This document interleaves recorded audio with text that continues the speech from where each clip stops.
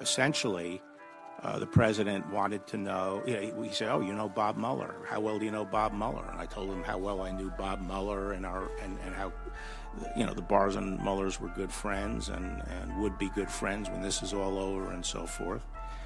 And he was interested in that, wanted to know, what I thought about, Mueller's integrity and so forth and so on. And I said, Bob is a straight shooter and should be dealt with as such. And he said something to the effect like, so are you envisioning some role here? And I said, actually, Mr. President, right now I couldn't do it. My personal and my professional obligations are such that I'm unable to do it. So he asked me for my phone number. I gave it to him, and I never heard from him again until. Well, I tried that. Well, I didn't hear from him until later, but.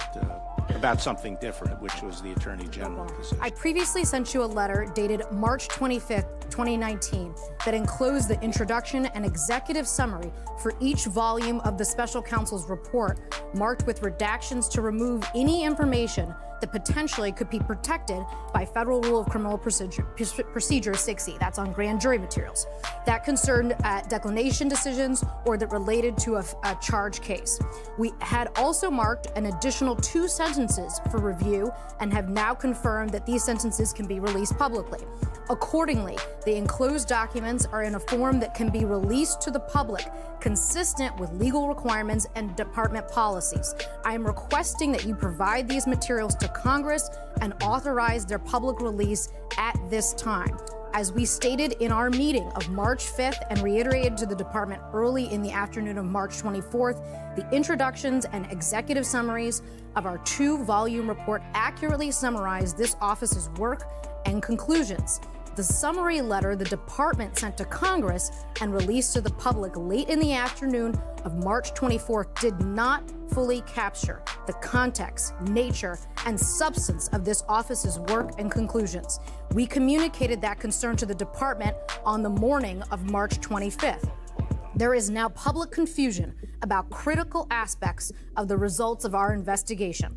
This threatens to undermine a central purpose for which the department appointed the special counsel, to assure full public confidence in the outcome of the investigation. See the department press release.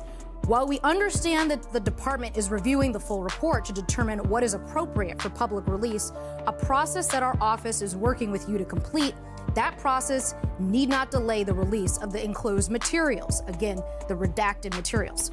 Release at this time would alleviate misunderstandings that have arisen and would answer congressional and public questions about the nature and outcome of our investigation.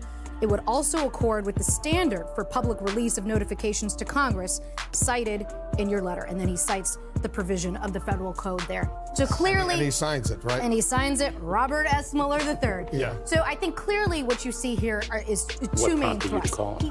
The letter. Your letter, or his letter? His letter. His letter. So you called him. Yeah. And how long did the conversation last? I don't know, maybe 10, 15 minutes. There were multiple witnesses in the room. It was on the speakerphone. Who was in the room? Among others, the Deputy Attorney General was in the room. Anyone else? Several other people who had been working on the project. Members of your staff? Yes, and the deputy staff. And as best you can recall, in the language that was used, who said what to whom?